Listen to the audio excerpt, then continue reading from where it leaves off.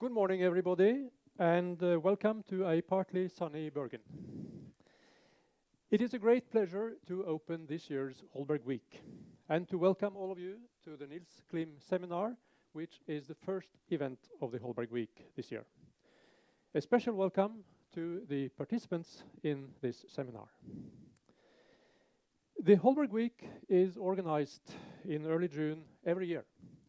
It consists of a number of events in connection with 3 prestigious academic prizes in the fields of humanities, social science, law, and theology. The main Holberg Prize is regarded as the equivalent of the Nobel Prize and is awarded to scholars from all over the world, to outstanding scholars from all over the world, I should say. The Nils Klim Prize is awarded to young scholars from the Nordic countries, and the school project awards prizes to students and teachers from Norwegian high schools. The award ceremonies take place on Wednesday at the Bergen Cathedral School for the school prizes and in the University Aula for the Nils Klim Prize and the Holberg Prize. Today there will be 2 interesting events. In addition to this Nils Klim seminar, which will start in a few moments, the Holberg Masterclass is organized this afternoon at 2 o'clock in this auditorium too, with 5 PhD candidates from Nordic universities who are invited to discuss the topic multiculture or melancholia with Holberg laureate Paul Gilroy. Tomorrow morning, the Holberg Symposium starts at 9 o'clock in the University Aula. 5 prominent speakers from different fields will give presentations and take part in a panel discussion with Holberg laureate Paul Gilroy, and the topic is From Double Consciousness to Planetary Humanism. Tomorrow afternoon at 2 o'clock, Paul Gilroy will give his Holberg lecture in the University Aula on the topic Never Again, Refusing Race and Salvaging the Human. Tomorrow evening at 6 o'clock, the Holberg laureate and the Nils Klim laureate will have a conversation about their backgrounds and research at the House of Literature here in Bergen. And then after the award ceremonies on Thursday evening at 6 o'clock, the event Holberg Laureate Live takes place at the House of Literature in Oslo. This is a conversation between Paul Gilroy and anthropology professor Thomas Hyland Eriksen on conviviality in a seamless world. In addition to these public events, there will be dinners for the laureates and other invited guests hosted by the University of Bergen, the City of Bergen, and the Government of Norway. So, all in all, this Holberg Week is a great celebration of the prize winners and their work. But moreover, it is also a celebration and a recognition of the importance of the fields covered by these prizes. Now let us focus on the first event, the Nils Klim seminar. This year's Nils Klim laureate is Dr. Finnur Dellsén, who is a scholar in the field of philosophy at the University of Reykjavik. At this seminar, issues of trust and the role of experts in public debate will be discussed by Finnur Dellsén, as well as 3 other invited speakers. The participants will be introduced by Ole Hjortland, who is the moderator of the discussion. Ole Hjortland is an associate professor at the Department of Philosophy at the University of Bergen and an associate fellow at the Munich Center for Mathematical Philosophy. His research is focused on logic, rationality, and argumentation. The question is, why trust a scientist? Ole Hjortland, the floor is yours. Thank you very much.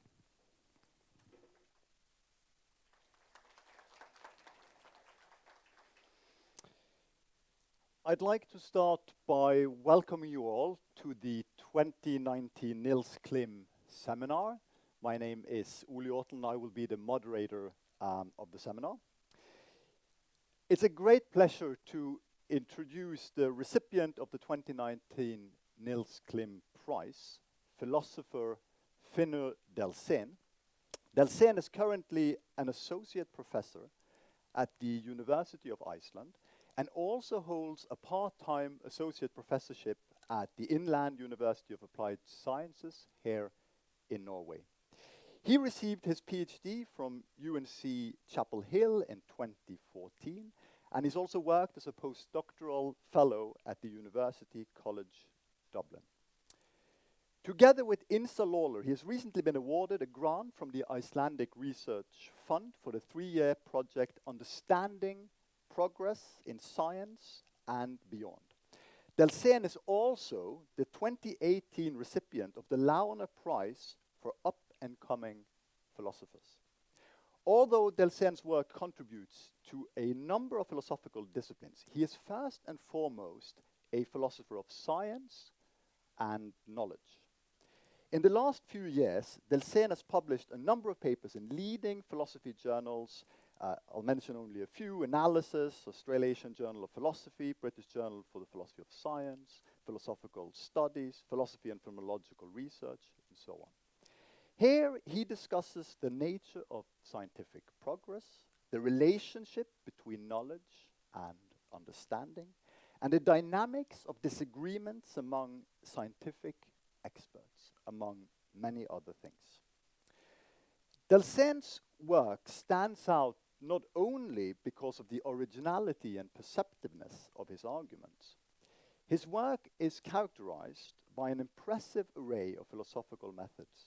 He is equally at home with arguments and traditional theory of knowledge as he is with mathematical logic, probability theory, and empirical data. He has the rare ability to make connections between highly specialized discussions in philosophy and to communicate his ideas in a language that can bring them beyond the academic trenches of philosophy journals. He is, in other words, the kind of philosopher that we should trust. Incidentally, the topic of today's seminar is why trust a scientist? Who would have known you can trust philosophers as well? And that is a topic that Dellsén has chosen himself, and I think that that choice and his concern for scientific expertise and disagreement in general seems influenced by the hope that theoretical philosophy, philosophy of science and epistemology, can make a difference in society. That's a hope that I share with him. Now, the original plan was for Dellsén to be here in person to introduce the topic of the seminar. Unfortunately, that hasn't been possible. A close family member of Dellsén passed away last week, and with the funeral scheduled today, he has had to postpone his arrival in Bergen. So on the behalf of the Holberg Organizational Committee and myself, I want to express my sincere condolences to Dellsén and his family. We are nonetheless happy that he will be able to join us later in the week, and not least that he has recorded a version of his introduction for the purposes of this seminar. Before we move on to the video, I just want to very briefly mention the 3 invited contributors to the seminar, all invited by Dellsén himself. Liam Kofi Bright, Hannah Anderson, and Kay Brad Ray. I'll say a little bit more about you after Dellsén's video. So with that said, I am giving the digital floor over to Finnur Dellsén.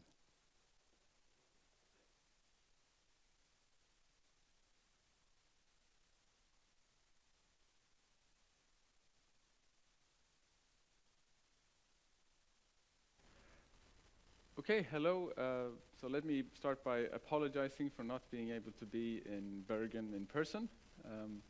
Unfortunately, something came up in my family, and So this is a video recording that was done last Wednesday. And I also want to thank you for coming, and thank especially Liam and Hannah and Brad for coming to the seminar and participating, and I look forward very much to hearing what they have to say. I will listen to a recording of this meeting after the fact. Okay, so the issue that I want to talk about concerns a tension that arises at the interface of science and the rest of society. So the tension is between, on the one hand, the fact that most scientists, in most societies, there's quite a bit of unwarranted skepticism about various scientific theories, such as whether and the extent to which climate change is caused by human activity. And that has kind of negative consequences for personal behavior and public policy. On the other hand, there's also quite a bit of untrustworthy science out there. So not all science is in fact such that we ought to trust it, perhaps in contrast to climate science. And that might be just because of some methodological flaws in the research, such as we have seen with the replication crisis in some fields, but also because of more mundane things like bias or incompetence, overzealousness, or just outright fraud and scientific misconduct. So not all science is trustworthy, but also it's also the case that the public ought to trust some scientists that they don't trust to the extent that they ought to. So that gives rise to a problem, which I call the wheat and the chaff problem. And that problem is how to separate the more trustworthy parts of science from those that are not or are less trustworthy. So basically how to separate the wheat, the good science, from the chaff, the bad science. And this problem arises at different levels. For example, you might ask which scientific theories ought you believe and which scientific theories ought you be more skeptical towards. You might also ask which scientists you ought to trust generally about the things or the claims that they make, and which scientists you ought to be have a more skeptical attitude towards. And then you might even ask which scientific disciplines you should trust more in general, and which scientific disciplines you ought to trust less, if there's a distinction in the trustworthiness of scientific disciplines. Now, a full solution of this problem, I think, would involve answering two slightly different kinds of questions. And I'll try to sort of suggest some responses to both questions in this introduction. The first question is, how can lay people, that is to say people who aren't scientists, tell which scientists they ought to trust? So this is a question that sort of concerns how lay people should reason based on, or how they should reason based on what scientists tell them. And then there's another question, which is what can the trustworthy scientists do in order to make the lay people trust them? So in order to make the non-scientists trust them more than their fellow scientists who might not be as trustworthy. And that's a slightly different kind of question, and as I said, I'll try to address both questions to some extent. Now, I want to talk about three responses to this problem, and so three kind of answers to these questions. And I'll suggest that the first two responses are not quite adequate, at least not sufficient in order to solve the problem fully, and that we need to move to a third kind of response. And the first two responses will be pretty familiar, I think. They will be sort of the first things that you can think of. But the third response is not so familiar, I think, and it's less obviously a good response to the problem, but I think it's a kind of response we need to think more about. So that's what I want to urge us to do here. So the first of these responses is what I call the science education response. So here the idea is simply to increase science education among lay people, so non-scientists, so that these lay people have a greater understanding of how scientific research actually works, which then would enable them, according to the proposal, to pick out theories and scientists that are in fact trustworthy, because they meet the standards set by scientific methodology. So the thought here is just that if people understood science better, they would be better at discriminating between good and bad science. So this is obviously not a terrible idea, and it might be independently motivated in that it might be a good thing for lay people to know more about science and how it works quite independently of the wheat and the chaff problem. But still, I think this response is limited in a couple of ways. So on the one hand, I think this idea is somewhat unrealistic, because given a reasonable division of labor in any society, especially a society in which science has gotten to the stage that it's gotten today, I think it's inevitable that some people who do research will know science much, much better than the people who happen not to be doing research. There will be some people who benefit from the research, and there will be some people who actually perform the research. And so I think it's sort of inevitable that there will be this gap between scientists and lay people in terms of how well they understand the scientific process or scientific processes. And given the specialization that's increasing in science, I think we have every reason to believe that this gap is going to widen rather than narrow, even if we increase science education.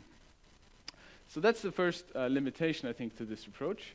A second limitation is that when we look to empirical studies about scientific science education and science literacy, for example, by people like Kahan and Drummond and Fishoff, this suggests that those with more science education have more polarized opinions on controversial science topics, such as anthropogenic climate change.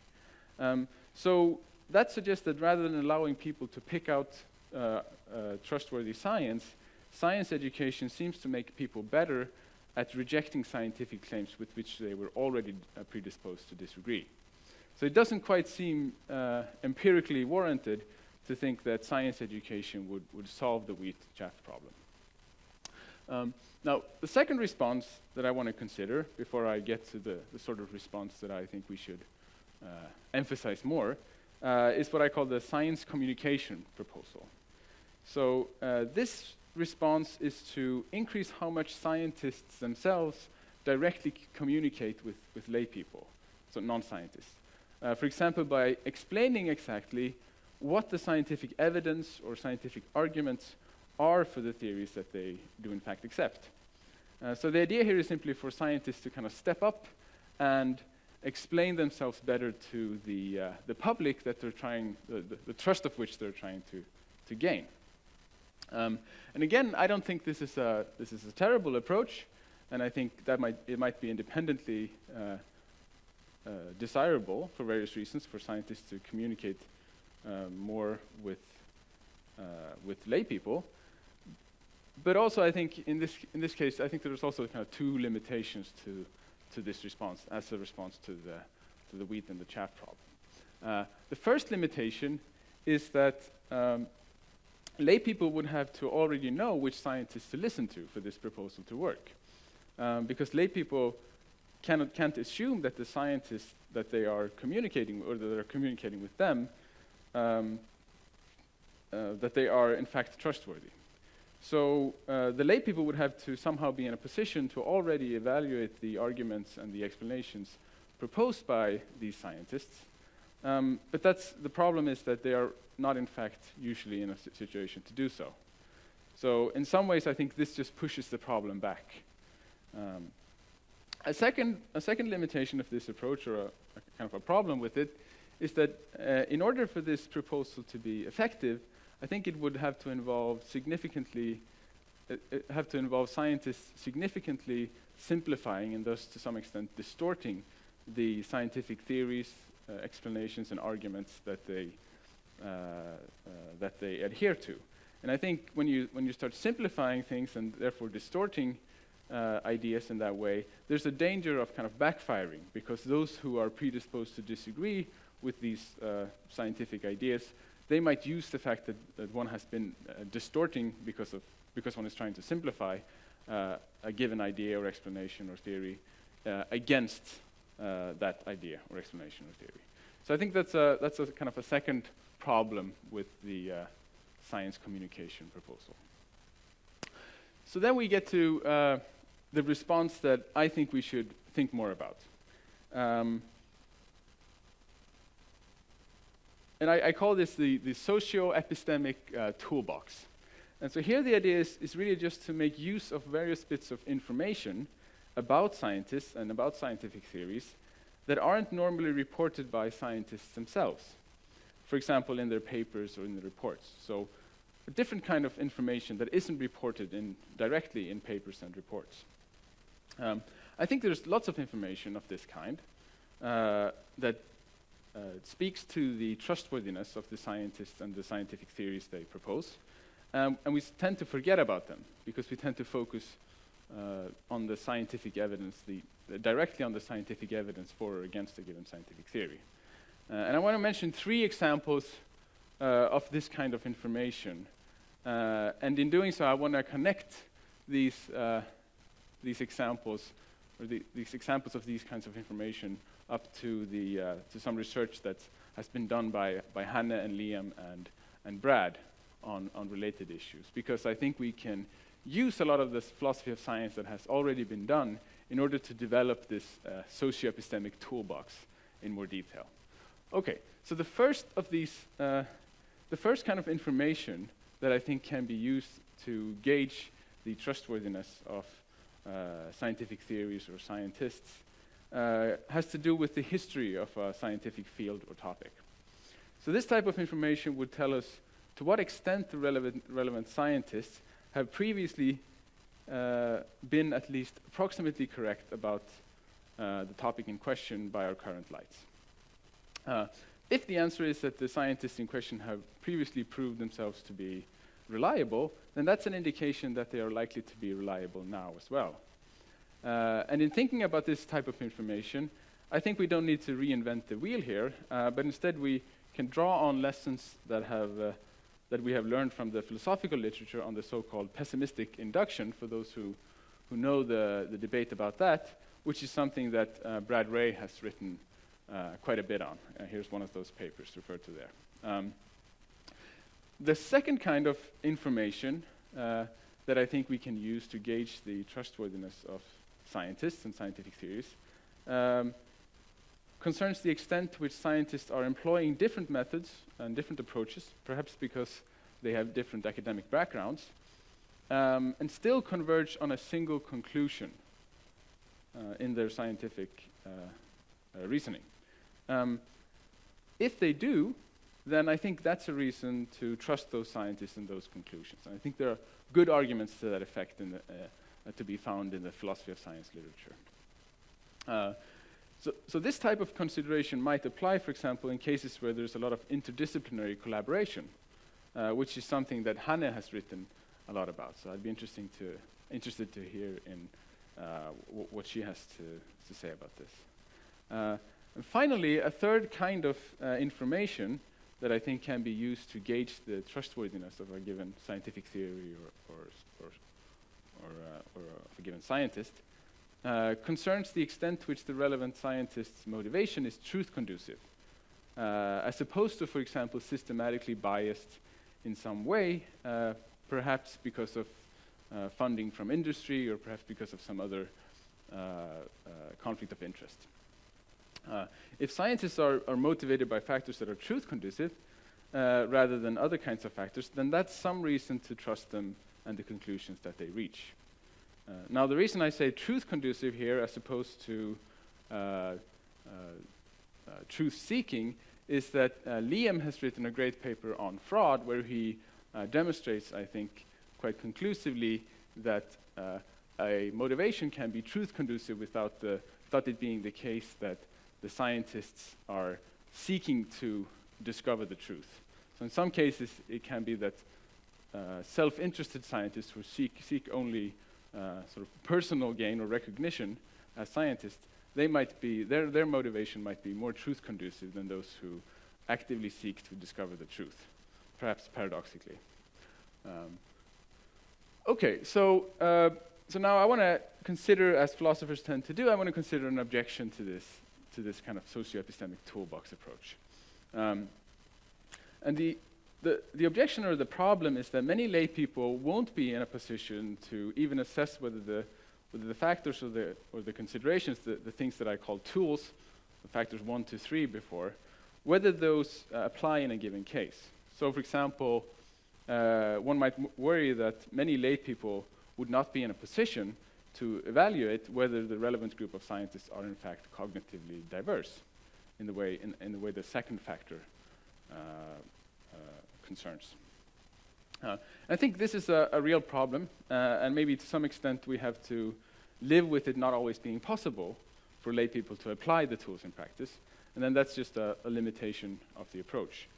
But a partial solution to the problem is to note that even when we cannot directly figure out whether some considerations apply, we can use other tools to indicate whether these first-order tools apply. So we can use other bits of information to indicate whether the considerations that I talked about on the last slide will apply in a given case.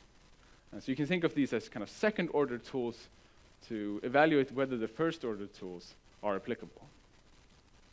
So for example, although I certainly wasn't thinking in these terms at the time, I have a recent paper in which I argued that we can appeal to the fact that scientists disagree about other claims in their mutual domain of expertise in order to indicate cognitive diversity among those scientists, which in turn indicates that they are trustworthy regarding the theory that they agree on. So I think lay people don't necessarily need to have direct access to whether some considerations of the first kind that I talked about on the last slide are applicable, if instead they can appeal to factors or second-order tools that indicate whether these first-order tools are applicable in a given case. So that's at least goes some way towards solving the problem that I'm introducing here. Okay, so in conclusion, I want to issue a kind of call to arms here. So we philosophers of science, we've spent a lot of time thinking and writing about how scientists should reason based on the type of scientific evidence that's available to scientists, for example, observations and experiments and the like. And this has been a fairly successful endeavor, I think. It's given us a number of quite detailed and sophisticated models of scientific reasoning, such as hypothetical deductivism, inference to the best explanation, Bayesian confirmation theory, and many others. And we've also seen a lot of very sophisticated applications of these ideas to case studies from the history of science and from contemporary science. But now I want to suggest that it's time to move beyond thinking about how scientists should reason based on scientific evidence, and focus also on the somewhat different question of how non-scientists, that is to say lay people, should reason based on the sort of non-scientific evidence that's available to them. This is a question that we have much less sophisticated models of. We don't really have any models of it, and much less in terms of concrete case studies as well. Even though I don't think it can be denied that this is a question that's extremely important, especially sort of in this day and age. So with your help, I hope we can change all of this. Thanks.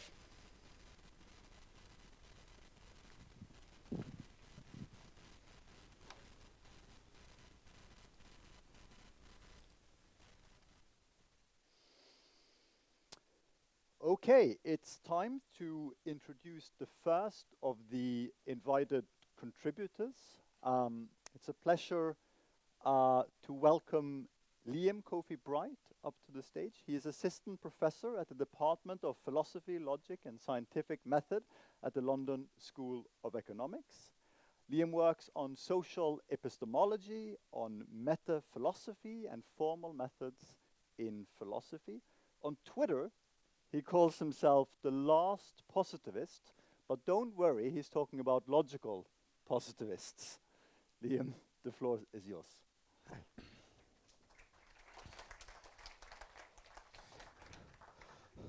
Hello everyone. It's always incredibly embarrassing when people know about my Twitter, so I guess everyone knows now.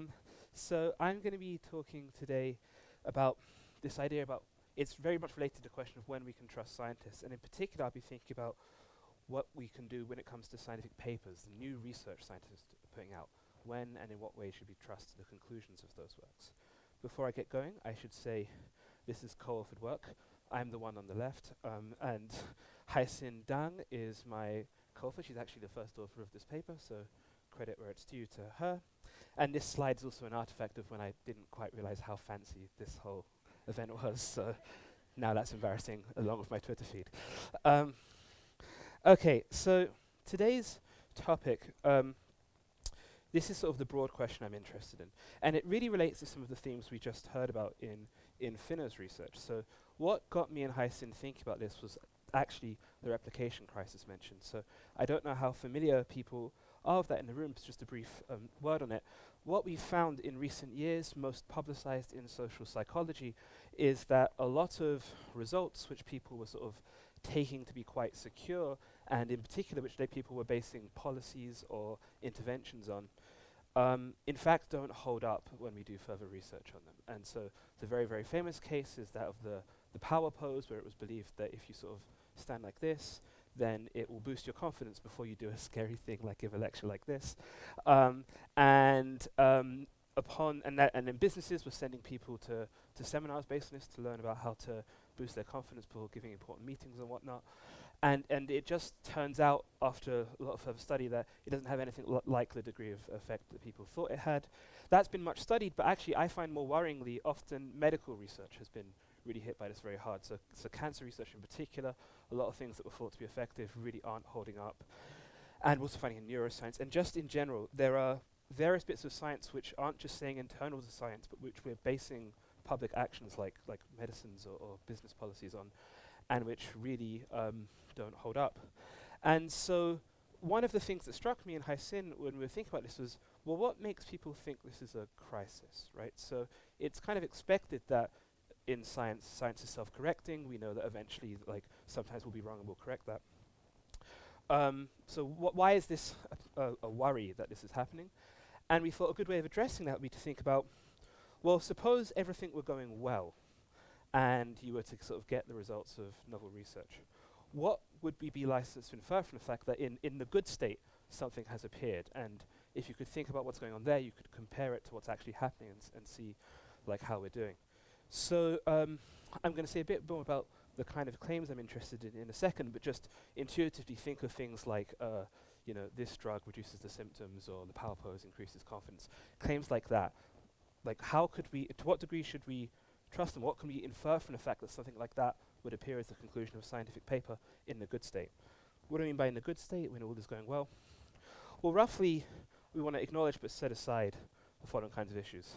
Firstly, we're going to assume that we're thinking about a scientific community where things have been sort of well arranged. So it happens in real life that you can get scientific sort of mini communities which really are totally beset by the sort of issues which Finnur mentioned, where there's widespread fraud or malpractice, or actually sometimes malevolent intent where people are just trying to prop up a propagandistic claim.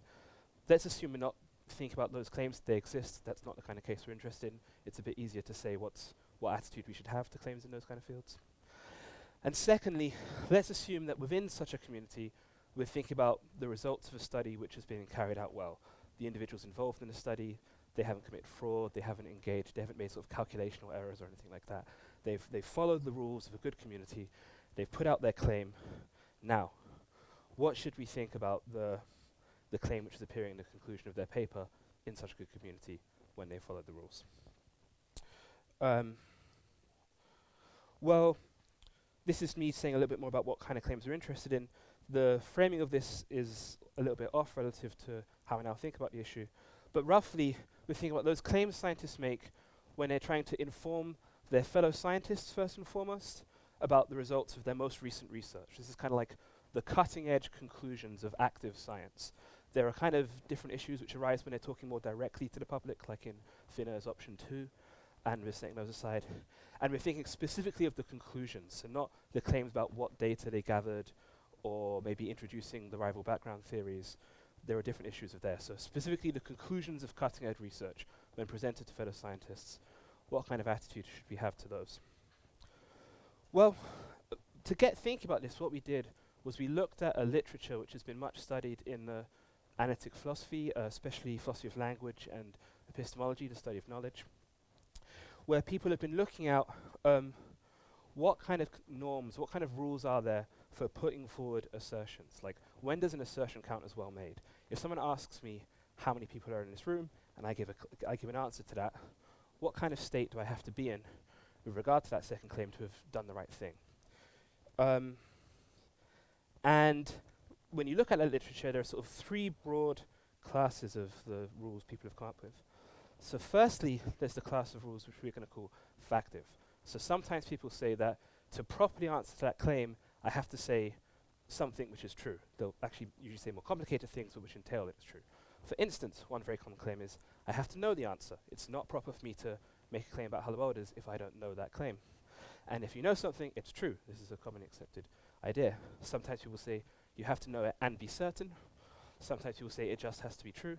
But in any case, there's a whole broad range of answers that to properly make a claim out of the world, you have to be making a true claim about the world. So that's one thing, and that might even make sense to our practices, right? So if we thought that when a scientific claim appears at the end of a scientific paper, it has to be true if all has gone well, accepting that sometimes there will be, the community won't be well arranged or people will make errors, but when all has gone well, it's true.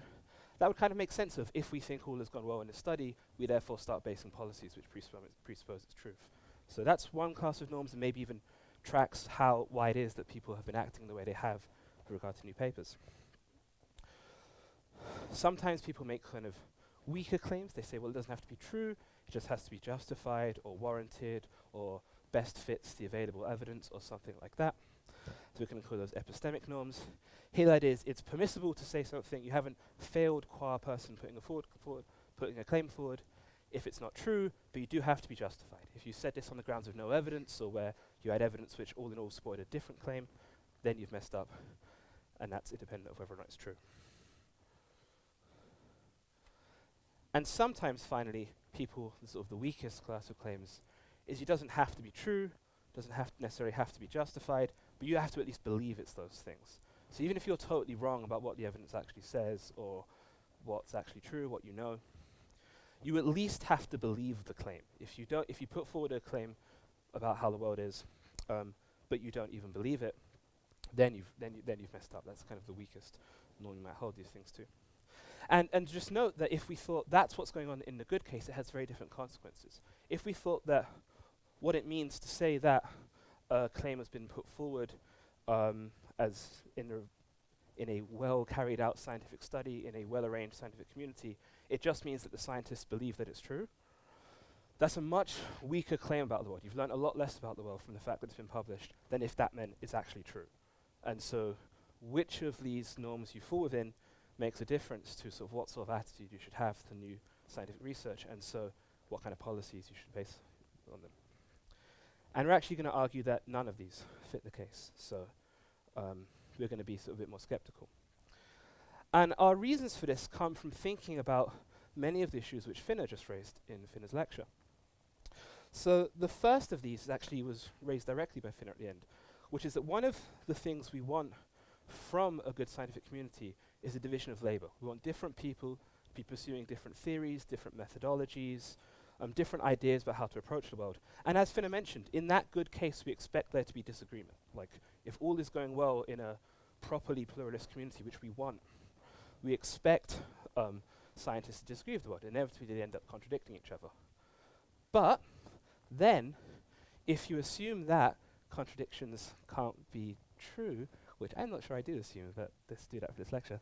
If you assume that contradictions can't be true, that means that at least some of the scientists have to be wrong, right? So even in the good case, with everyone following the rules, you know that because of this division of labor, which inevitably leads to disagreement, and which we want in the good community, even people following the rules, at least some of them have to be putting forward true, false claims. Maybe we don't know which ones, but we know some of them are, and we know that's featuring in the good community. So it can't be the case that we expect that the fact that something is coming out, a cutting-edge research paper is the conclusion of such work, means it's true because we want to arrange a community such that sometimes people will be saying false things, guaranteed, and that's okay. So that's if you look at sort of contemporary science division of labor. A little bit of extra evidence for that was also mentioned by Finnur. He referred to briefly the pessimistic meta-induction. So this is an observation historians have made of science, and also philosophers of science have reflected on a lot, which is that if you look at the history of science, it's the history of like error after error after error being replaced by better errors, like well, hopefully, if we're lucky, better errors, where gradually each generation looks back at the previous generation and says in various ways that wasn't right. Or the theories they're using, they make claims about the world, including entities which don't exist, so no such claims are true, etc. That's normal in good science, and that's good. That's not a bad thing. That's what we seem to need for science to make the kind of progress it makes, if it's going to make progress at all. So again, this gives us reason to think that it can't be that we require, like in the good case, scientists making true claims, because, presumably Newton was doing good science, if anyone was, but Newton would fall subject to this, and etc. So for these reasons, we think any of the factive norms, they're out. We can't assume from the fact that something has been published in a good community by a scientist playing the rules that it's true. So how about justified? Well, we don't think so. And we're going to introduce here another principle about how justification or evidence works, which is a pretty popular one. And it's called the total evidence principle. This says that you're only justified relative to all of the evidence that you have, or maybe which is available, depending on what kind of philosopher you are. But that just means you can't sort of isolate a little bit of your evidence and claim to be justified because relative to that, I would be justified. For instance, I can't say everyone in this room is called Ule because I'm just like looking here and like all my evidence is that guy. No, right? Like that doesn't count. You're only justified if it's relevant to all of your evidence. And in that case, the problem is all of the things I just said are included in the scientist's evidence. Scientists are well aware of the features of science I just mentioned. They're well aware that they're engaged in this activity which regularly puts forward false claims. So they know of their own work that it's produced by this kind of actually on net, in each individual case, kind of unreliable process. So if they were to go in what they're justified in believing, they're actually justified in being skeptical towards their own latest research. They know that the progress of science, well, they have good reason to believe that this progress of science will overturn whatever their latest claims are. And so for that reason, like, not only is it not true, but they wouldn't be justified in saying it's true, for all of the reasons I just said. And so if you take this kind of total evidence principle, which we think you should, then not just the factive, but also the epistemic norms, they're out too. So, okay, that's two of the three. What about the last of them, the second order? Maybe the scientists at least have to believe what they're saying. Well, here's a kind of like existential claim, like no bad faith. It can't be a requirement of participating in a scientific community that you're either ignorant or arrogant. You may think what one will about the correlations, but that can't be required.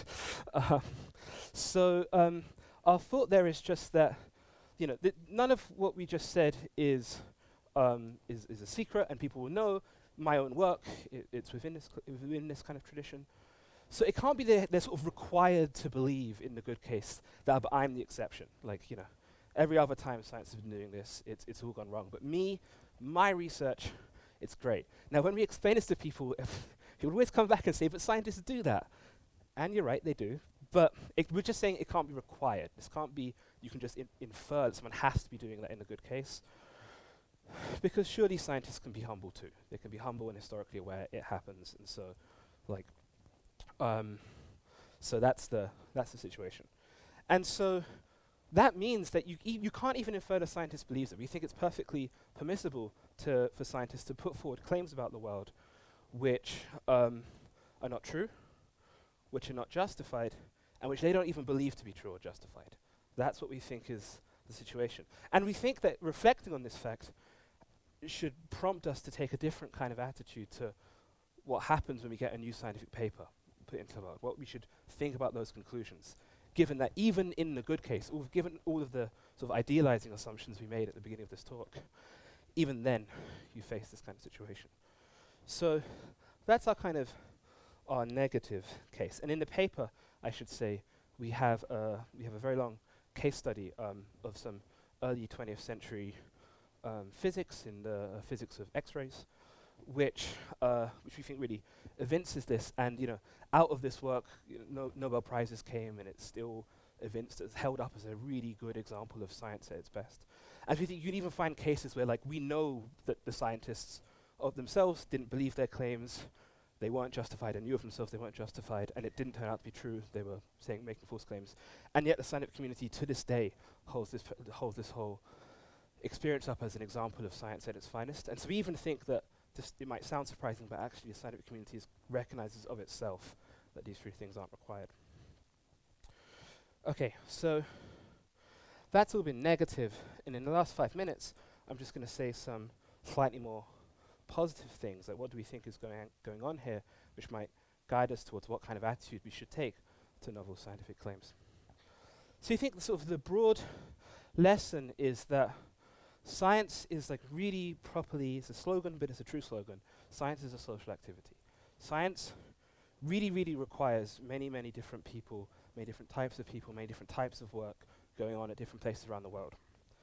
And we want that enterprise collectively to be rigorous. We want it to be the kind of thing which guides us towards better, in some sense, beliefs about the world, which we can guide our policies on, we can guide our lives on, and which will help us do well. But the sort of ironic thing is that in order for it to achieve that collectively, we need to hold scientists to relatively lax standards. That when philosophers have been thinking about what the norms of assertion are, and they came up with those either epistemic or factive or second order, they were thinking of sort of everyday claims, like really who's in the room or what time is the bus coming or stuff like that. And in those circumstances, maybe it's appropriate to hold individuals to those kind of relatively high standards. But the thing about science is actually, for it to be collectively reliable, we need the individual people to be able to make guesses which aren't really justified. We need them to be able to put forward claims which are worthy for further research, but which wouldn't actually meet our relatively high epistemic standards. And so the collective rigor of science is secured by the individual, in this particular sense, lack of rigor, the individual allowance for speculation. And so we think a nice proposal, which is getting less and less tentative, but becoming more and more confident in it, is that your vowel, the claim you put forward, has to meet this kind of weird standard, where this is a lot of words, but what we basically think is what you should do is imagine, hypothetically, that you didn't have all of the evidence you have about the kind of thing that science is, maybe even about some rival theories now currently on the market, so to speak. But you just had the experiment you've done, or the observations you've gathered, or whatever the appropriate evidence gathering thing is for your field. That plus a little bit of the previous literature, not all of it. Again, you're not expected to go and calibrate with Aristotle. Suppose this was all you knew about the world. Then, would your conclusion be justified? That's a standard you do have to meet. If it turns out even internal to that standard, your claim would not be justified, then someone's gone wrong. That shows that you've broke the rules somehow. And so what you can infer in the good case from something having put forward is that it meets that standard. So that's what we think the actual standard is. And notably, it's much weaker, because such claims may not actually be justified. They certainly may not actually be true. And because you know that, you may not even believe it. So that's the standard we think we have to meet. And like Finnur said, we actually think this should prompt, that's not on this slide, but trust me, like Finnur said, we think this should prompt a research program which is really thinking about, well, if this is what scientists are putting out into the world, that if even in the good case, this is what we can expect from science, what kind of attitude should we as the public, or should policymakers, or should businesses, or should medical institutions, what kind of attitude should they take to novel research? And it might be a very different attitude from that which is currently evinced. Or in any case, we think there's a lot of intellectual work to be done to work out exactly what should be said there. Okay, that's me. Thank you very much.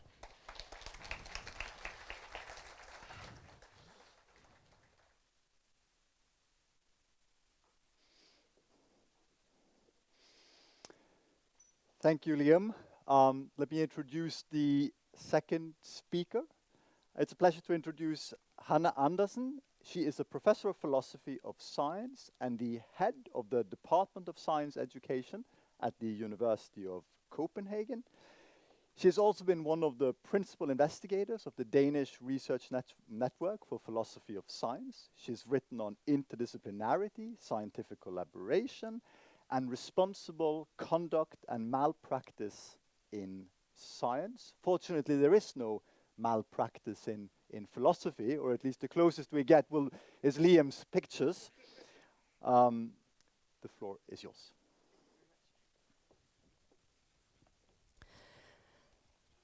Thank you very much for inviting me to this symposium, or a wonderful event.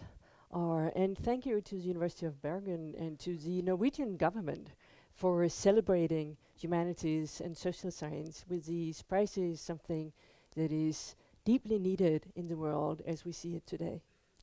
Congratulations also to Finnur Dellsén on the very well-deserved prize that he will receive on Wednesday, so congratulations in advance. He has provided an introduction virtually to this symposium, and now that I have heard the introduction, I'm afraid that I may disappoint him slightly, because I'm not so much going to talk about different scientists converging towards the same conclusion, but instead talk about philosophers and science educators converging towards what I think is similar conclusions. As a topic for the symposium, the Nils Klim Laureate has raised the question, why trust a scientist?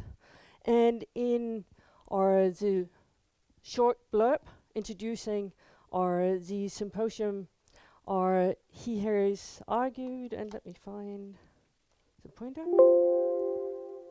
So which one is the... Okay. I'll use this one instead.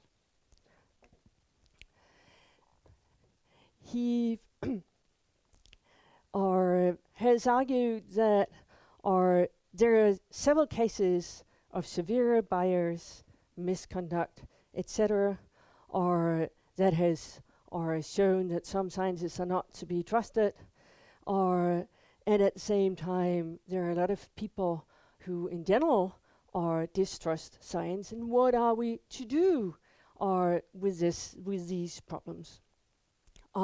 How can we enable the public to distinguish between scientists to trust and scientists to distrust? Dellsén notes that the answer will not just consist in teaching the public more science, since there are obvious limits to how much the public can be expected to keep up with modern science, and asks for more creative ways to bridge the gap between trustworthy scientists and a rightly skeptic public. However, instead of dismissing science education, we may, as philosophers, instead turn our attention to how science education, for more than half a century, has actually worked creatively on bridging the gap between science and the public. So, to promote exchange between philosophy and science education, I shall in this talk provide a very brief and therefore also very rough overview of how science education has addressed the challenge over the last 50 to 70 years. And I shall divide my overview into three phases,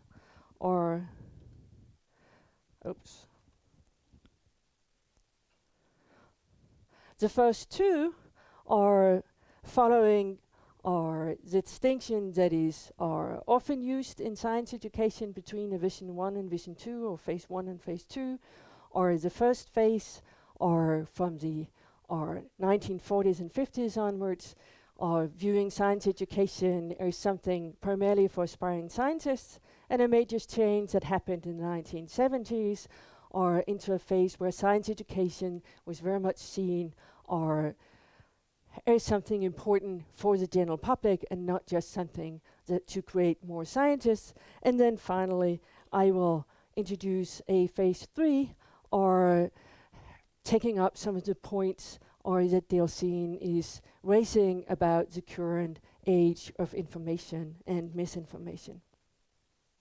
So let me start with phase 1, or science education, or as it was addressed at the mid-20th century, or in the decades immediately after the Second World War, our science was seen as something that created progress. And to set our minds to what it was like, at this time I have our quote here, a somewhat long quote, from science advisor in the US, Vannevar Bush, who in his report in 1945 to the American president described science as an endless frontier, describing how advances in science, when put to practical use, means more jobs, higher wages, shorter hours, more abundant crops, more leisure for recreation, for study, for learning how to live without the deadening drudgery which has been the burden of the common man for ages past.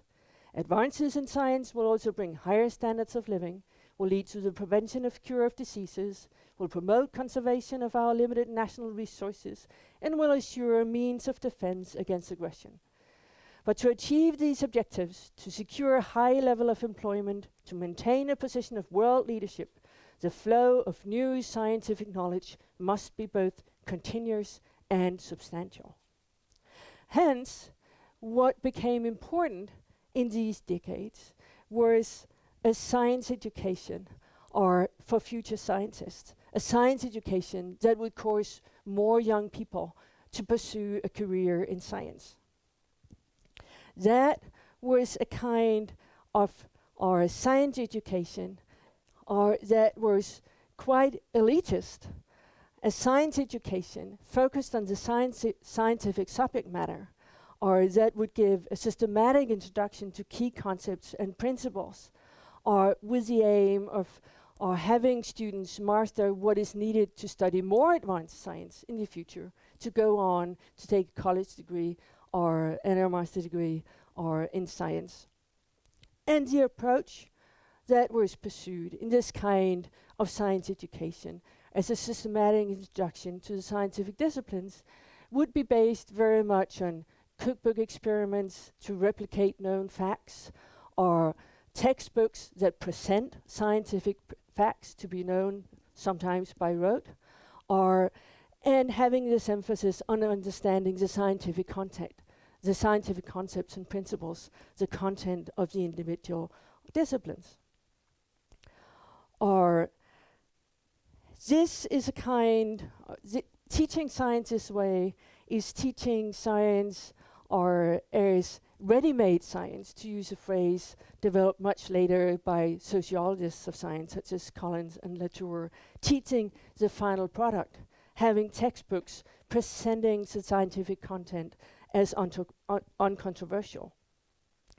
And that means that students who are aspiring scientists, they will achieve epistemic autonomy within scientific topics, and the rest there's not much here about how the general public is to engage with science, how the general public is to trust science. That is more a trust based on authority. A science education that distinguishes into those who are moving on into science and those to be trusted, and a science education, well, not so much for the rest, who just have to trust the authorities. That's a very old-fashioned kind of science education. Nevertheless, of a kind that many of us may have encountered when we went to school, and which lends itself to the view that bridging the gap will just require teaching more and more content, a solution that Dellsén rightfully dismisses as untenable. But luckily, science education has moved on, and has moved on quite considerably since the 1940s and 1950s. The change in science education that happened in some parts of the world in the 1970s onwards, and it may have taken time to spread out in the sectors, has happened partially in reaction to historical developments that showed that science creates both progress and problems, or environmental problems as described in monographs like Rachel Carson's Silent Spring, or chemical disasters, or other historical developments during the 60s, 70s, 80s that showed that science also can have very dire consequences, called for another kind of science education.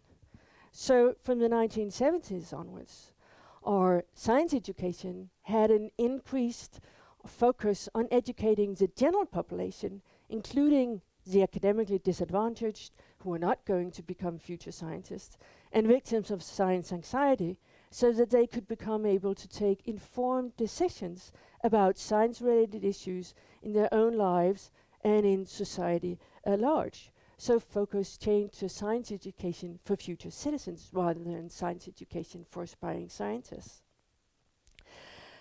That is a science education that is focused on the application of scientific knowledge in life situations, with the aim of making members of the public are able to make informed decisions about issues that involve science, and instead of being taking the approach or very much based purely on scientific content or and ready-made or science, or it is an approach that illuminates how science interacts with life situations. It is based not on cookbook experiments where you just replicate what scientists have done before. Instead, it's based on inquiry-based teaching where students are encouraged to investigate problems for themselves rather than being told, this is the law, go and replicate it. They are shown various problem situations where they have to investigate which kind of generalizations may hold for various kinds of situations. So teaching students to construct knowledge for themselves, to construct scientific knowledge for themselves, which both are actually is something that students can better recollect later on when they have been part of constructing their knowledge themselves instead of just being told, but which also gives an insight into how the scientific process actually works. It's also a kind of science education that draws on historical and contemporary cases about socio-scientific issues that put to display how science is used, puts to display the kind of questions that science raises, and provides an understanding of what is called the nature of science, often abbreviated in that literature as NOS, understanding the nature of science. Initially, nature of science was often taught as a number of tenets drawn either from philosophy of science. So science educators has looked a lot into research in philosophy of science to see what can be gained there about the nature of science and try to convert it into science education. And some of it has been drawn from Delphi studies, where scientists have been asked about what characterizes science, what is the important aspects of the nature of science that we should teach to our future citizens.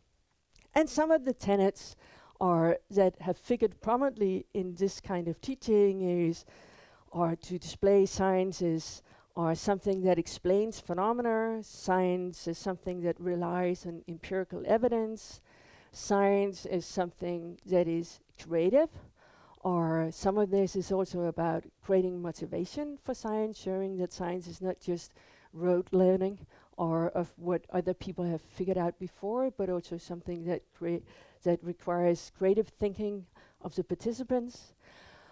Our standard parts of the tenets has also been that scientific knowledge is tentative. So all the philosophy of science that went on in the 1960s and 70s about scientific revolution, scientific change, has also gone into this kind of science education. Or that change is something that occurs gradually, or that scientific ideas have been affected by the social and historical content, or that science plays an important role in technology, that science has global implications. So these have been are standard tenets in a lot of science education since the 1970s. The tenets have also later been criticized, or tenets to know by rote does not provide more understanding of science as a process than learning scientific facts by rote, it has been argued. Hence, later versions of science education address that teaching the nature of science developed by people such as the local Stein Dankert Koster here from the University of Bergen, or has stressed that science education needs to address science in the making, opposed to or the ready-made science or the old-fashioned science education addresses science in the making, showing how it is that science actually develops, or not teaching the tenet that science is tentative, but showing historical cases with the entire development process to show how it is that uncertainties arise and how it is that uncertainties are resolved, and showing which role does consensus in the scientific community play in this development of our reaching our scientific knowledge as it is at any given time. So, given that this has been developed in science education for several decades, what is it that we need to look at now? Is there something that makes the situation different, that called for additional tools to be included? Or given that we have developed a science education where trust in science is based on understanding the nature of science and based on being able to assess such things as argumentative power, transparency of evidence, and understanding that values form part of decision making, and or that there's a difference between descriptive and normative sentences. Well, the situation today are in the information and misinformation age, I think is that science, on the one hand, science creates uncertainties because a lot of the scientific knowledge today is probabilistic, and at the same time uncertainties are used to challenge science. We have seen within the last decades that there are actors out there who deliberately work on creating doubt, not necessarily showing that our scientific knowledge is wrong, but just creating slightly more uncertainty, just creating slightly more doubt. For example, our historians like Naomi Oreskes and Eric Conway has shown very convincingly how, for example, big tobacco has created doubt about our scientific knowledge about the causal relationship between smoking and lung cancer. Same kind of doubt creation are used by actors with regard to climate science. At the same time, recent decades have also shown that there are scientists who commit fraud, or here the British medical doctor who had fraudulently shown something about vaccines and autism that has created a lot of doubt about vaccines. And we have a lot of actors out there making claims about science without necessarily having much background for doing so. At the same time, science itself moves toward big data, that creates more and more probabilistic knowledge, and also moves more and more towards massive collaboration, where it becomes unclear who is it actually who knows what, who's the knower of the status of the elementary particles, for example, when it's thousands of people who have done it together.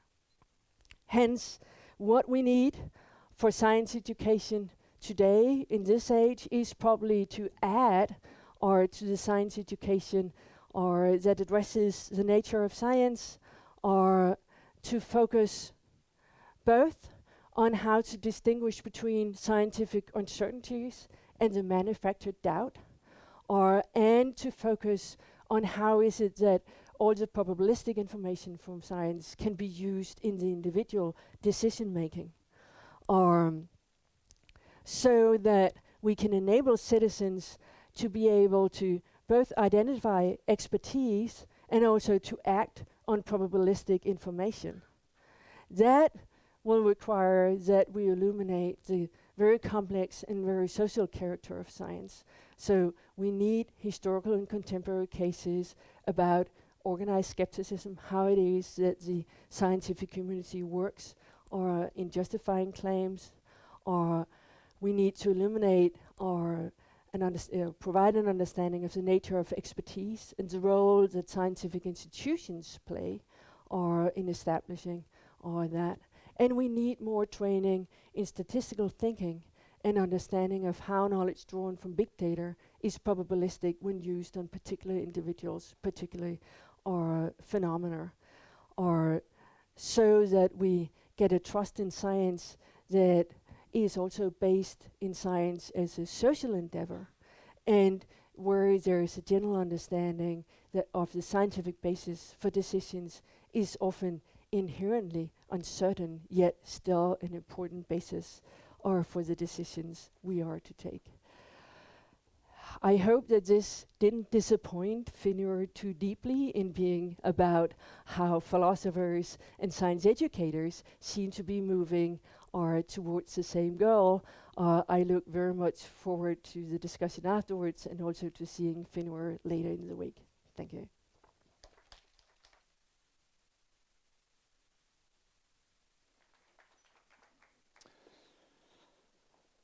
Thank you so much, Hannah. It's time for the third and last speaker. It's a pleasure to introduce K. Brad Bray. He is an associate professor at the Center for Science Studies, Aarhus University.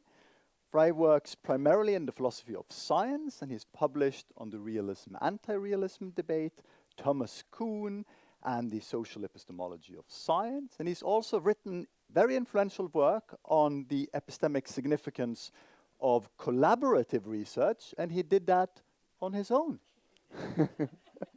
The floor is yours. Okay, thank you. Okay, it's a pleasure being here to honor Finnur and to participate in this seminar with Hannah and Liam.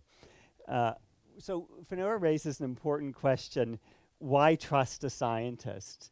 His concern is that the public no longer trusts scientists. So we're in this new age that Hannah just talked about, the age of misinformation. And the public doesn't trust scientists professing to have expertise in some of the most pressing questions of our time, he says, including, for example, climate change. So again, this isn't news to people in the room, but it's distressing. And what I want to do is address a related issue. I aim to provide insight into how we might effectively build trust in science. So, I mean, this has been touched on by the other two, so this is good. So I want to briefly discuss why the public might mistrust science. Then I present an argument to show that there are grounds for trusting scientists based on some empirical research. Finally, I address the issue of building trust, so get into details. So I just have one slide on the first issue, and then we get into the other stuff. And this shouldn't be news. So the public is in a vulnerable position. Scientific research is written for specialists and is really only accessible to specialists. And perhaps it's the accessibility of information on the internet that gives the public the false impression that they can make their own decisions about scientific findings. Everyone knows someone who's found a cure for some problem they've got on the internet, right? So this is a naive view, and it misrepresents the nature of science and scientific knowledge. But in such conditions, it is not surprising that the public is suspicious about claims to expertise. I want to argue, though, that we have empirical grounds for thinking scientists are reliable. So, and I'm building the case on some recent study I did with a colleague, Lena Anderson. So we examined the rate of retractions in science from 1983 to 2017. So a retraction is when a scientific article is published and then it's formally retracted in print that there's some problem. So in a typical year, the journal Science, which is one of the two leading international journals in science, publishes 760 research articles and reports. In the 35-year period we studied, the journal published 26,600 articles and reports. In that time, only 92 research articles and reports were retracted.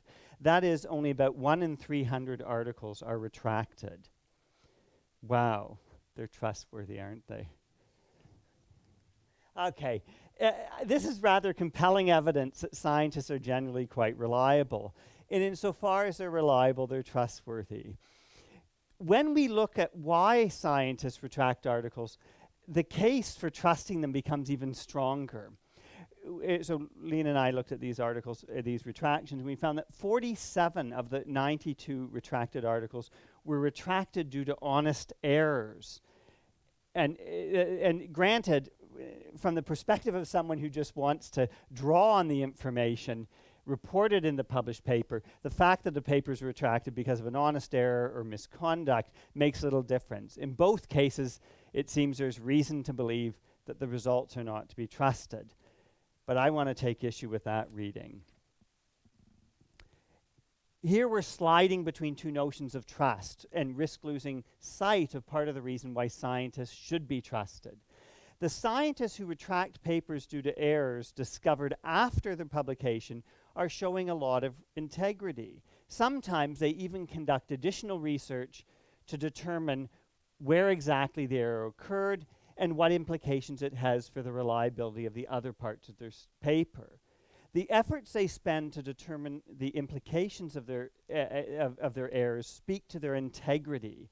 And this is really relevant when we want to consider whether we should trust scientists. Scientists exhibit a lot of integrity, even when they have to do this horrible thing of retracting a published paper.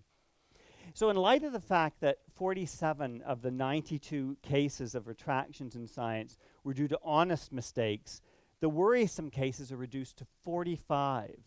Hence, only about 1 in 600 papers in science provides evidence that scientists are not trustworthy.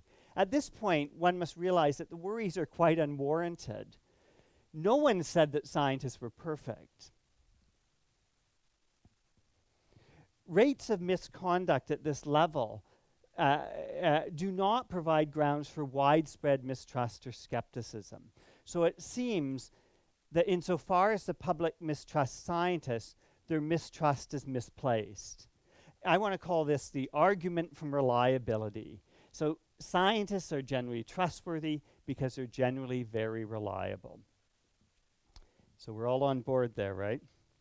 Okay, so the path to building trust. Given the argument from reliability, I'm going to assume that scientists are trustworthy and approach the problem from a different angle. It seems that what we have here is a problem of the public's perception of science. Again, this has been touched on in the previous talks. So whatever mistrust there is, it is out of proportion with the actual reliability of scientists. So the task is to determine how we might rebuild trust in scientists and ensure that the public's trust is in proportion with scientists' reliability. I suspect that a large part of the problem concerning the mistrust of scientists is due to ignorance about science. And indeed, Hannah has emphasized that in her piece. I suspect that the public, and even the educated public, are not aware of how trustworthy scientists are. In fact, my appeal to the retraction data was meant to address this shortcoming. But what can be done? So this is not a new problem. And again, so here we'll get some overlap here with what's been said before. It's worth reflecting on an earlier attempt to address a related concern. After World War II, the American political leadership came to believe that the well-being of Western liberal democracies would depend upon America playing a leadership role in science. Science had played a significant role in the Allied Army's victory, and the atomic bomb is just the most vivid and symbolic representation of this. It was widely believed that the future problems in society would be solved with the aid of science. James Conant played a leadership role in the Manhattan Project, and he was also the president of Harvard University. and Harvard's the training ground for a significant proportion of the American political elite. In an effort to make America ready for the future, Conant instituted a required general education course in the history of science for all Harvard students who were not science majors. So this is sort of uniquely American. The idea was that those who aren't signed up to study science as a specialization will take a science course, a history of science course. The point of the course was to make these future leaders in business, politics, and education science literate. So here's a quote from Conant that sort of captures his aim. As a citizen, a businessman, a public servant, a lawyer, a teacher, or a writer, any present college student may be a decade hence be called upon to evaluate the work of scientists and to consider the ways in which such work can be organized and financed. And certainly Harvard grads were going to be doing that. So Conant didn't think that it was feasible to teach non-science students the most recent findings in science. But he did think he could teach them something about the way science works, about what he called the strategies, the tactics and strategy of science. So there were these textbooks designed for this purpose. They're called the Harvard Case Histories in Experimental Science. And they were used to show how scientists reason from data to conceptual schemes. They're very popular. They're used at many, many universities in America. Conant's general education course provided one way in which trust in scientists might be cultivated. Conant did not think that the layperson could expect to achieve any sort of expertise in science. I mean, we've heard this from all the speakers today. Conant was a chemist, and he knew that scientific knowledge is esoteric. It's knowledge created for and by and evaluated by specialists. So as paradoxical as this seems, the ambition of such a program is to educate the layperson about science to a sufficient degree that she understands why she must defer to the scientists. We might call this the paradox of scientific literacy. To educate a layperson about science is to show them that they must defer to the scientists on scientific matters.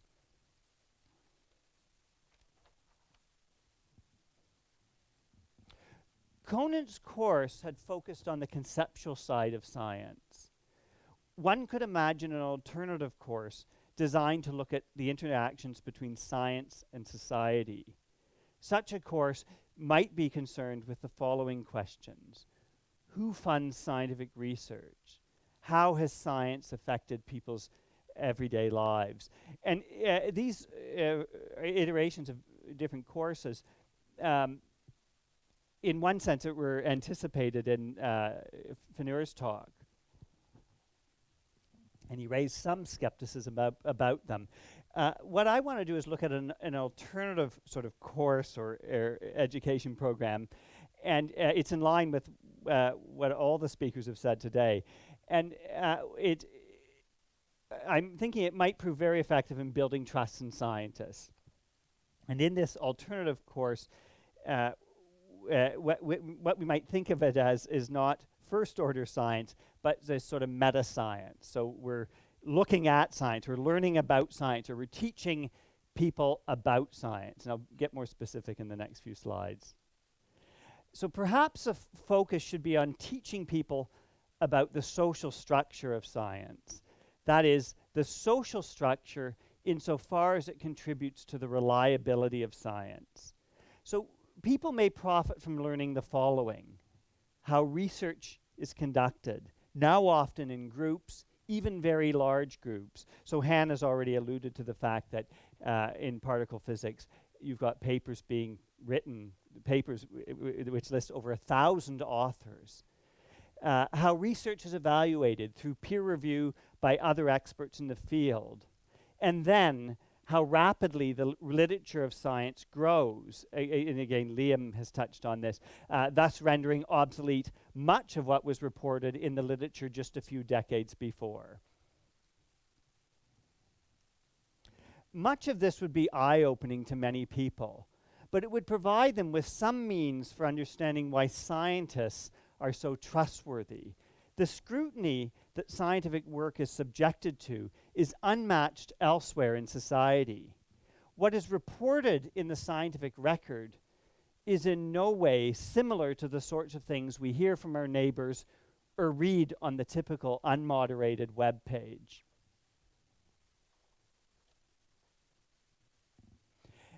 Such a study of science could help people better align their expectations of science with what science can deliver. I assume that part of the reason that the public has mistrust for scientists is that their expectations are out of line with what scientists can reasonably deliver. When expectations are high, the chance of disappointment is also high. So a more nuanced understanding of how science works, including how research reports are produced and assessed, should aid the public in better aligning their expectations with what science can deliver. So I'm reaching my end even faster than I need to. So my concluding remarks, my aim has been to provide some means for building trust in science. I began by providing some grounds for believing that scientists can be trusted. I argued that scientists are generally quite reliable, and that even when they make mistakes that lead to retractions, they often show integrity in dealing with the situation. So this is what the retraction data was meant to show. I then argued that in an effort to build trust in scientists, the public needs to be educated about science. And I suggested the following are the sort of three key things that they would profit from learning about: how scientific research is produced, how it is evaluated, and how the scientific research record grows. This sort of information about science may help non-scientists recalibrate their expectations. We want to ensure that the public's expectations are in line with what scientists can actually deliver. Thank you.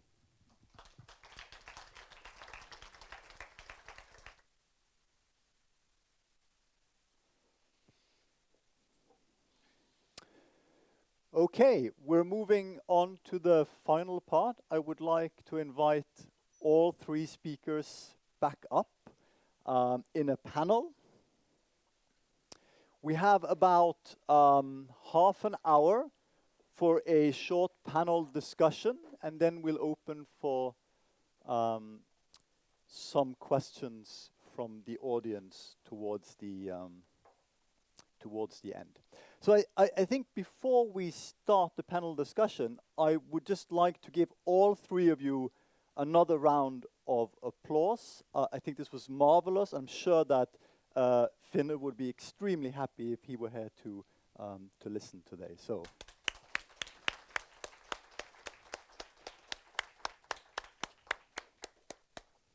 Okay. I'll start you off with the following.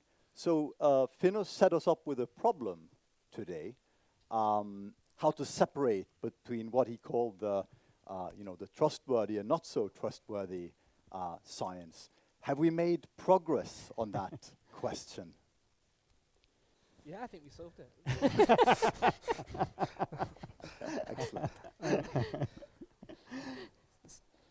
So I guess more seriously, I think that I took a lot of the answers that were discussed today, both in Finnur and in the talks, resolved to, as Finnur separated out, there were kind of two questions here, and one of those was, how can we help the public see which of the things are wheat and which of them are chaff?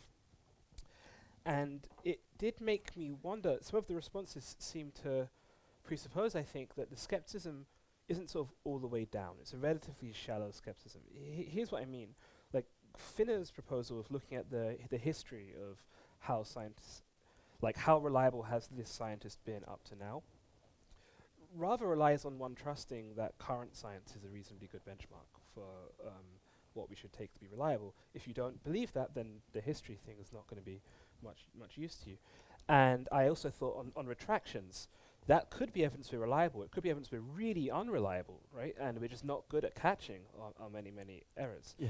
So I think that I think we've made progress on the assumption that what we're looking at with sort of public distrust of climate science is a relatively low-level skepticism, but what people are skeptical of is like these particular people and these particular occasions, rather than a sort of a deeper skepticism of like the whole enterprise. I think is sort of fundamentally untrustworthy, because a lot of the things we're presenting as evidence wouldn't be evidence to such a person. I actually thought that's not true of the proposal that you discussed of the more in-depth learning what it's like to reason as a scientist. That might induce trust in a different kind of way. But many of the proposals seem to presuppose a relatively shallow skepticism. That actually might be the kind of skepticism we're faced with. So that might be really what we need to do. But that seems to be a presupposition to me. What did Jens think? I think we addressed very much our, or we addressed primarily our what Finnur stated as his question 1, what can we do or for the lay people? But we said very little about his question 2, or could something be done or to assist the scientists in getting better across? Or from that perspective, we may, without wanting it, have repeated a bit, or what people in science communication usually talk about is the deficit model, or to treat communication as if there's just a deficit in the public out there, and let's make more communication and they'll learn and the problem will be solved. And I think what philosophy of science should also do is to turn the problem the other way around as well, and collaborate with scientists. And what is it that scientists need to know, or to make a better bridging to society and to the decision making that is done on the basis of science? Or some countries have special courses for scientists in philosophy of science. Brad and I can brag a bit about the our Danish version of philosophy of science for scientists. Or here in Norway, of course, you can also point to Philosophicum, or that there is some basic training in philosophy for all university students. But more international reflections on what philosophy of science or sociology of science, history of science is it that our scientists need to know about to be able to be good actors in our society as it is today. And we addressed that very little, I think. Yeah, I might add, one of the themes that runs through the talks, including Finnur's, is this emphasis on the social dimensions of science. And I think that explains the success of science. Like, we're emphasizing the social dimensions of how science is done. So we're giving the key to understanding why science works when it works. Now, the question of why it fails, well, what we should see is that often those who are guilty of violations are acting in ways, like if you measure them against the social dimensions, you see they're not sort of acting in the same way. So I was struck by the fact, and it's not a case I've looked at in great detail, but people who deny evolution in America, scientists who publish on this, the stuff they publish on that, even though they have a good reputation for publishing on some science, the stuff they publish anti-evolution it doesn't go through those regular pathways. So they're sort of they're sort of going through circuitous route to sort of advance these views. And we should, if people are educated about the social dimensions of science, they are in a better position to see that this isn't playing out in the regular venues. And the other issue is that let's call them scoundrels or whatever, people who are going to deceive, are going to set out to deceive people, whether they're scientists or not. They're always going to find an alternative means. So any sort of means you set to block bad behavior, they're going to find a way around it. That's just strategic thinking. So I think it's he said the wheat and the chaff. The chaff are always going to be changing their strategy. So they're a moving target. So it's not easy to tell the public a sort of short recipe of how to find them. So actually, one of the things I really liked about Finnur's proposals is that they seem to be at least two of them seem to be sort of mutually reinforcing. And I think it actually might go some way towards changing scientists' behavior.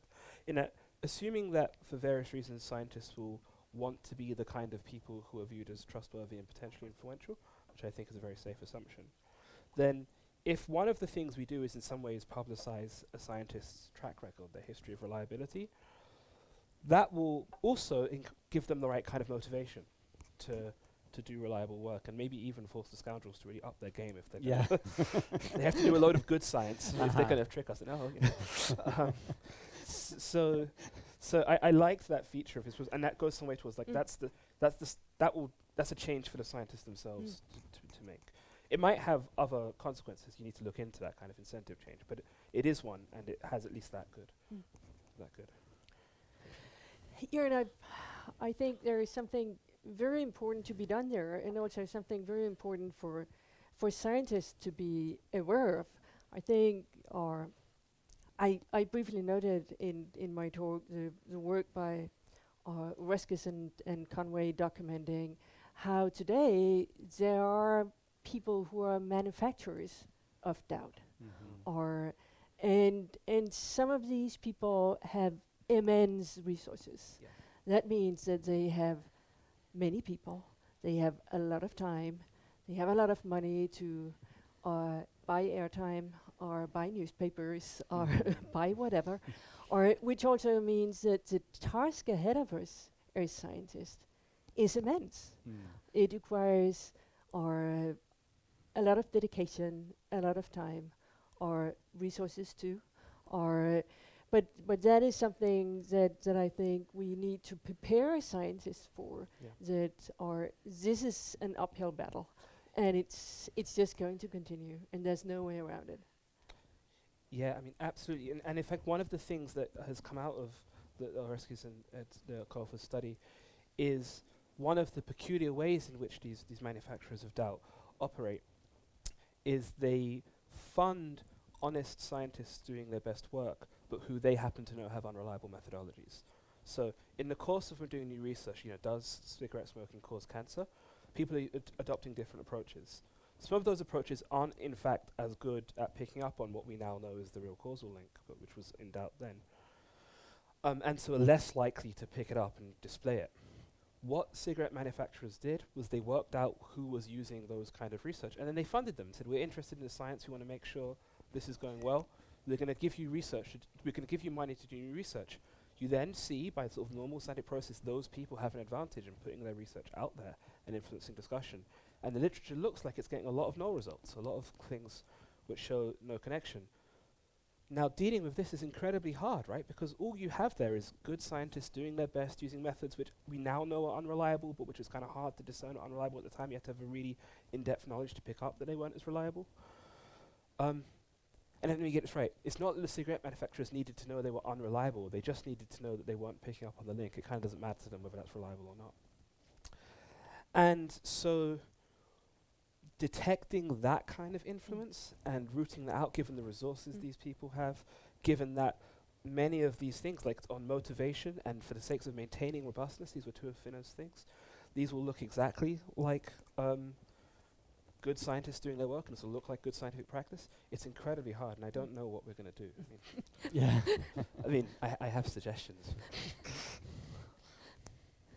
Can I'll throw something else in there to see if you have thoughts about that. So, as someone who's interested in reasoning and public discourse, something that I've noticed quite a lot is when experts write, often scientific experts, they write in newspapers and they express opinions of matter of public policy and so on. But the arguments that they present are the arguments of their research.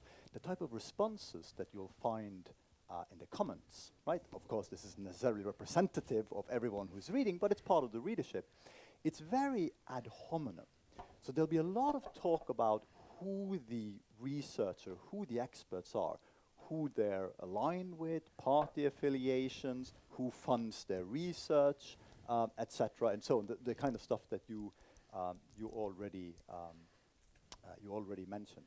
So do you think there's anything that scientists, researchers can do to work against this kind of ad hominem trend, and how we could help the audience see past the particularities of the whoever the speaker is and look at the arguments that they're presenting, or is that hopeless? I would say to emphasize the difference between, and this is something that's in the work of Finnur and the three of us, is emphasize the difference between the individual and the social nature of science, because an ad hominem usually is attacking the individual. So it's trying to sort of discredit the individual. And we have to realize, science can tolerate a lot of sort of difference and divergence amongst the individuals doing it.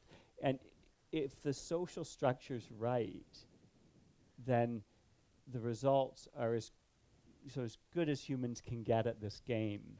And so in the end, I tend to have a lot of earned faith in what scientists are doing. Yeah.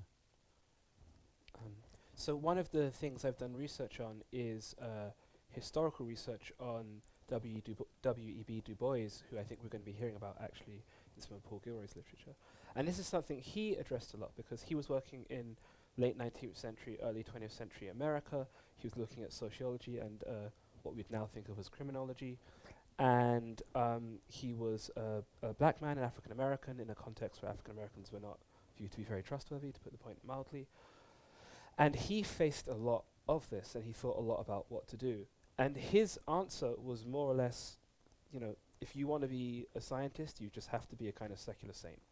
Like, the answer is to make yourself the kind of person who is very difficult to insult along those grounds. Of course, you won't persuade everybody, but you can persuade enough people that way. So the science comes with a kind of character. The true scientist has a certain kind of moral character. What was his response? It's a very different response, and I tend to actually favor to forget about that, make the social system at least wash out the individual quirks. But that's a different line of answer, which has been as well. Thank you.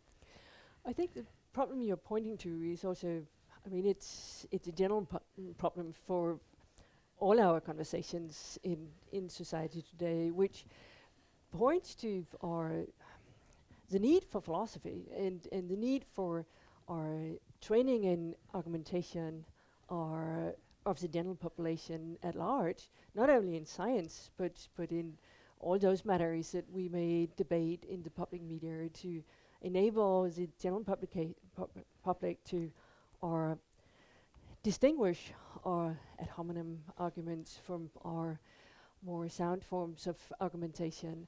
Or we have released something within social media that we are just in the early phases of discovering what kind of monster we have released, and how to deal with it, and what kind of education is needed for the public today with that kind of access to bringing your opinions to a larger public. Or so that calls even more for a need for not just philosophy of science, but philosophy as such. So, I was going to say, in teaching people about the social dimensions of science, we probably also have to teach them, the contrasting case, the social dimensions of social media, and then they can see these are like two different worlds. And they might say, well, they're familiar with the one world and like it and trust it, but then they're unreachable in a way. But if they see the difference between the two worlds, they have to realize if the one builds trust, then we got to wonder about the other. You were going to say, Liam? Well, so I guess this is just a general response to a lot of the things that have been said in all of the talks, also the question. So one thing that at least somewhat concerns me is at various times it's been suggested that actually, as the public get to see more science, as they get more educated in certain kinds of facts about science, they become more skeptical or more polarized. Now, just from a kind of democratic point of view, it's a bit worrying to me that we presume that, actually when people are making more informed choices, they keep making the wrong choices, so we need to educate them in such a way that they learn to just do what we say. I might hope there's a different kind of relationship we could have with people in this kind of way. So I did really like the idea of teaching people to like come to identify with and learn to appreciate the style of reasoning that scientists do. And so when they see people engaging it, they'll identify that as the kind of thing which they would do in that circumstance or something. That strikes me as a democracy compatible means of squaring the circle. But that's just a general worry I had about many of them. So part of the difficulty that you've pointed to, and you've all three of you have talked about that, is the changes external to science, in a sense, right? That now has given us some worries in recent decades.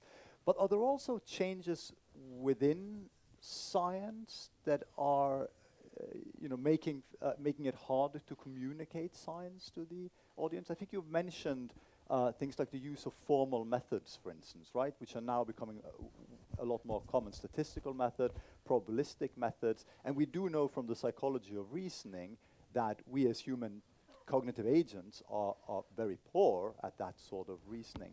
Is that also a challenge when it comes to getting across the type of methodology and the reliability of the methodology the sciences today? I think a lot of what is produced today can be very hard to understand, and also some of the things that are called for are very difficult to meet for science, or what is happening in all the areas where we are developing machine learning, for example, or there is a demand that when scientists' results are used to make decisions for the individual citizen, that individual citizen is given an explanation for what it is that the algorithm comes out with. At the same time, particular types of machine learning algorithms you cannot provide an explanation in the basic causal explanation sense that we are used to. So here's something where our science produces results that are inherently much more difficult to convey to the public in the way that the public would reasonably like to get it. Of course, the individual wants an explanation of why they're told that they need a particular treatment, or that they cannot get access to our particular help, or whatever it is where you're using these systems to support decision making.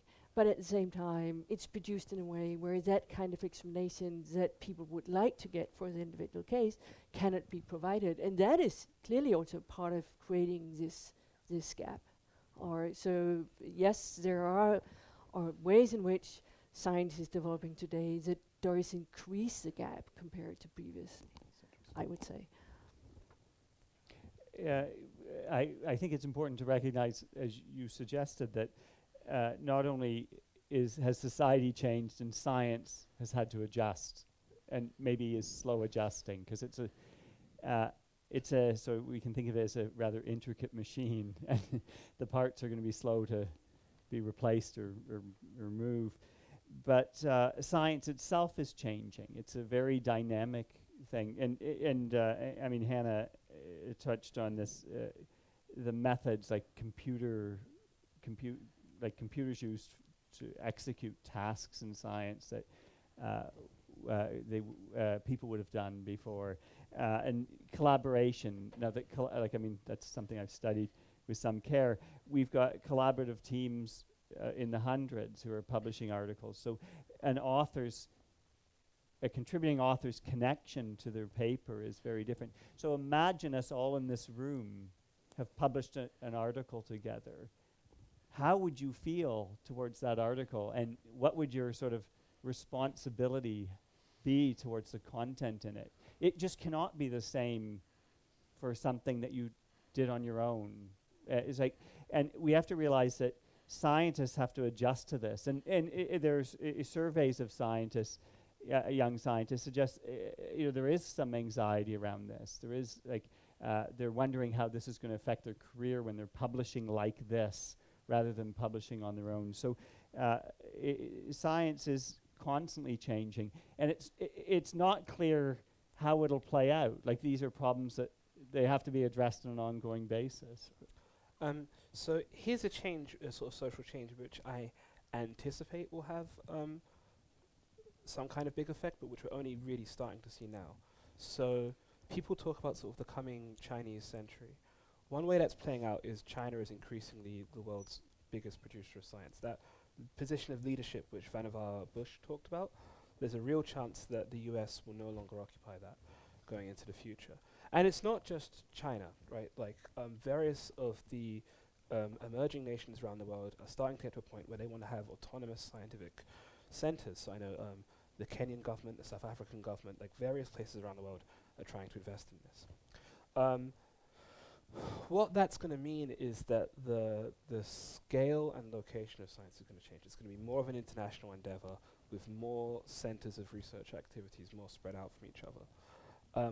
I honestly can't say what effect that will have. My instinct is it sounds like a good thing. I mean, we're going to have more scientists and more diverse perspectives. It's initially hard to see how it's bad. So my instinct is to welcome this change, but it's going to induce some kind of change. I don't think we're yet in a position to say what it will be. Thank you. I think that we'll use the final minutes now to see if there are any questions from the audience. I have a microphone down here that maybe you can pass around. Let's see if there's a hand. There's a hand right here. Hi, thank you for your talks. I just have a brief question. I was wondering if you or any of your colleagues have ever been afraid of speaking out in the public debate about research because of aggressive reactions?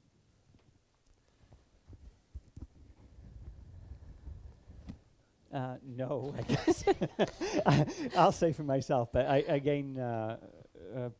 maybe I haven't had an opportunity to really make a fool of myself.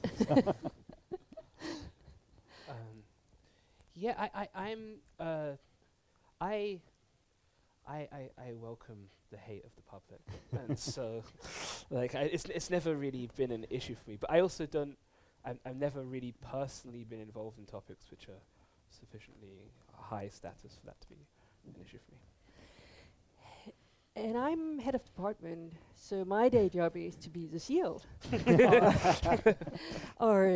But there are people who have come to my office and said we have been asked to make changes in a report, or I need support that we don't do it, or people who have been anxious about our public reaction or to results. So it does exist.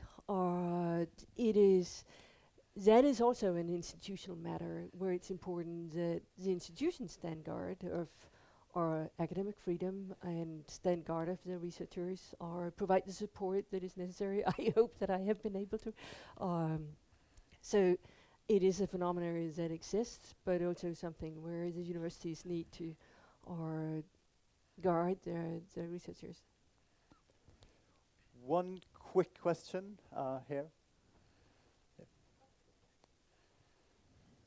Thanks so much, and thanks very much for all of your talks, and to Finnur Dellsén as well. I'm Jessie Tomelty. I'm an associate professor at the philosophy department here, but my own background is in ethics and political philosophy, so that's a background to the question that I'm going to ask. I thought this was all fantastic, and I really share your hope, and I appreciate the work that you're doing to contribute to improving the situation. I wonder, though, there's been a lot of emphasis in the discussion on the various roles that educators can play, that the scientific community itself and scientists can play, that philosophers can play. I wonder, there's been no mention, or maybe I missed it, but I don't think there's been any mention so far of the role of political institutions and legal institutions in all of this. And so I wonder if I know this is asking you to step outside maybe of your own area, but I wonder if you could reflect a bit on the role that you envision for these, in particular things like regulation. You know, you talked about the media also, that's another area that was discussed. You know, is there a role for media regulation in all of this?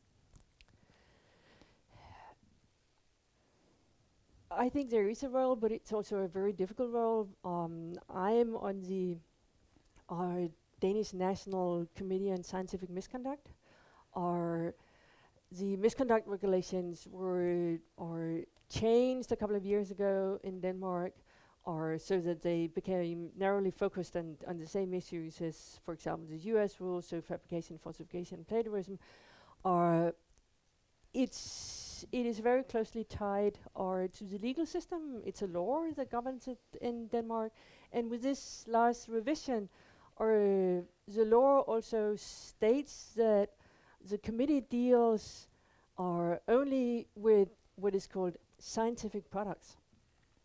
What we have seen so far, we've had these rules for a year and a half, I think, is that first of all, when people are accused of scientific misconduct for the one reason or another, a lot of them lawyer up, or the lawyers, of course, look into the law, they see this clause that this applies only to scientific products, or that means that several of the people who are accused, their first line of defense is that, oh, this scientific publication that I have registered in the university system, or as a scientific publication, of course it isn't. This isn't a scientific product. This is just a debate book or whatever. So as soon as you try making those kind of distinctions in a law system, it is also used the way you're using laws in a law system. And as a philosopher, I find it very intriguing to be sitting in that panel. I've spent decades reading literature about how is a demarcation problem, it cannot be solved, and suddenly I'm sitting there with a law that forces me to draw that demarcation, and seeing how that becomes the first line of defense. No, this is not science. This change in law is also made on the background of one of the major cases in Denmark, was a case from the 1990s, with Bjørn Lomborg in his monograph, The Skeptical Environmentalist, where there was a huge battle. Is this a piece of research, or is it not a piece of research? And is it a piece of research when it's somebody who's doing allegedly research way outside of his own area of expertise? So yes, we need rules and regulations, but at the same time, these rules and regulations are extremely slippery and get into problems that philosophers have put their hair over for a very long time. I'll give you the word, but it has to be very brief Yeah. because we're almost out of time. You go first. Okay, just a quick comment. You asked about the role of government in this. So I'm a Canadian citizen who worked in America for 15 years, who now works in Denmark, and I'm here speaking in Norway.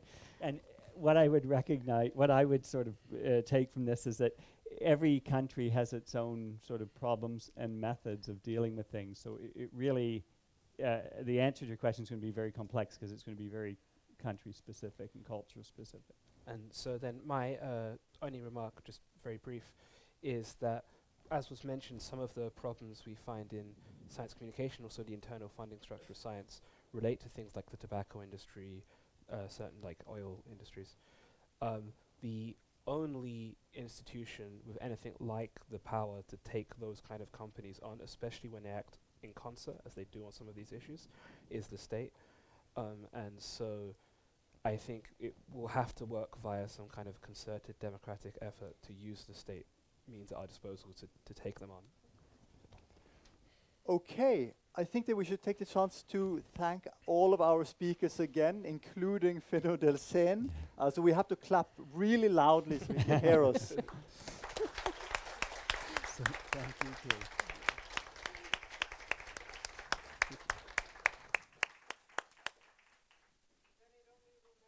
Is this on? Yes. To thank Hanna Andersson, Liam, Coffee Bright, and Brad Ray, and you, Ulla Jutland, for your very masterful command over this session. So I just want to thank the audience for coming, for your participation, but also to remind you that we can meet again here at 2 o'clock for Paul Gilroy's masterclass. And then, of course, tomorrow, there's going to be a whole day of events, starting at 9 o'clock with a symposium from double consciousness to planetary humanism. and then also the Holberg Laureate's lecture at 2 o'clock tomorrow. So please, let me see you again for the next events. Thank you so much.